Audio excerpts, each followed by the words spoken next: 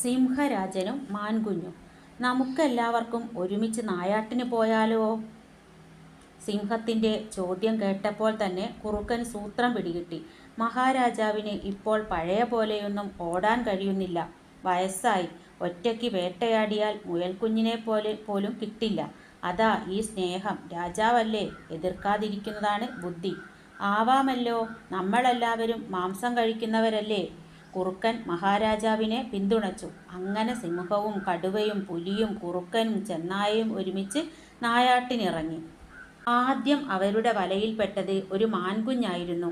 നല്ല ചന്തമുള്ള പുള്ളിമാൻ. കൊമ്പ് മുളച്ചു വരുന്നതേയുള്ളൂ. നല്ല രുചിയായിരിക്കും, പുലി പറഞ്ഞു. എങ്ങനെയാണ് പങ്കുവയ്ക്കേണ്ടതെന്ന് വേട്ടക്കാർ തമ്മിൽ തമ്മിൽ തർക്കിക്കുമ്പോഴാണ് മാൻകുഞ്ഞിൻ്റെ കരച്ചിൽ. അയ്യോ, എനിക്ക് വിശക്കുന്നേ, വല്ലതും തിന്നാൻ തായോ. ഇതുകേട്ട് വേട്ടക്കാർ കൂട്ടത്തോടെ പൊട്ടിച്ചിരിച്ചു. നീ ഞങ്ങളുടെ ഇരയാണ്. ഞങ്ങൾക്ക് വിശന്നതുകൊണ്ടല്ലേ നിന്നെ പിടിച്ചത്, സിംഹം പറഞ്ഞു. അതെ, ശരിയാ, എല്ലാവരും ഏറ്റുപറഞ്ഞു. അയ്യോ, സത്യമായിട്ടും എനിക്ക് വിശക്കുന്നുണ്ട്. മാൻകുഞ്ഞ് ശാഠ്യം പിടിച്ച് ഉറക്കെ കരഞ്ഞു. ശല്യമായല്ലോ. വിശക്കുന്ന ജന്തുവിനെ തിന്നാൽ നമ്മുടെ വിശപ്പ് മാറില്ല.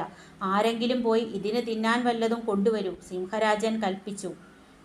കടുവയും ചെന്നായയും ഓടിപ്പോയി തലേദിവസം തിന്നതിൻ്റെ ബാക്കി ചീഞ്ഞ ഇറച്ചിയുമായി തിരിച്ചു വന്നു. അത് മണത്തു നോക്കിയ മാൻകുഞ്ഞ് ഓക്കാനിച്ചു, ഛർദ്ദിച്ചു. ഇതൊന്നും ഞാൻ കഴിക്കില്ല, എൻ്റെ ഭക്ഷണം ഇതല്ല. മാൻകുഞ്ഞ് വീണ്ടും കരയാൻ തുടങ്ങി. കുറുക്കൻ ഓടിച്ചെന്ന് കാട്ടുചോലക്കരികിലെ ഇളംപുല്ല് പറിച്ചുകൊണ്ട് വന്നു. പുല്ല് തിന്ന് തെളിവെള്ളം കുടിച്ച് മാൻകുഞ്ഞ് പിന്നെയും കരയാൻ തുടങ്ങി. ഹോ, ഇതിനെക്കൊണ്ട് തോറ്റല്ലോ. ഇനി എന്തിനാ കരയുന്നേ, കടുവ ചോദിച്ചു. എനിക്ക് എൻ്റെ അമ്മയെ കാണണം, മാൻകുഞ്ഞ് ചിണുങ്ങി കരഞ്ഞു. ഇനി ഇതിനെ തിന്നാം. കുറുക്കൻ്റെ വായിൽ വെള്ളമൂറി. സിംഹം കുറുക്കനെ തറപ്പിച്ചു നോക്കി.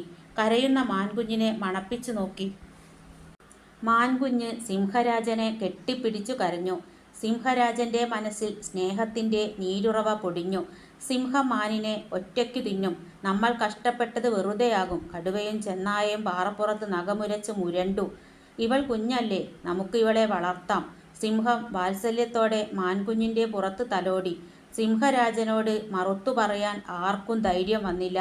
മാൻകുഞ്ഞ് ആശ്വാസത്തോടെ സിംഹത്തിൻ്റെ കഴുത്തിലെ നീണ്ട രോമങ്ങൾക്കിടയിൽ മുഖം ചേർത്തു കിടന്നു. മാൻകുഞ്ഞിന് അതിൻ്റെ അമ്മയെ ഓർമ്മ വന്നു.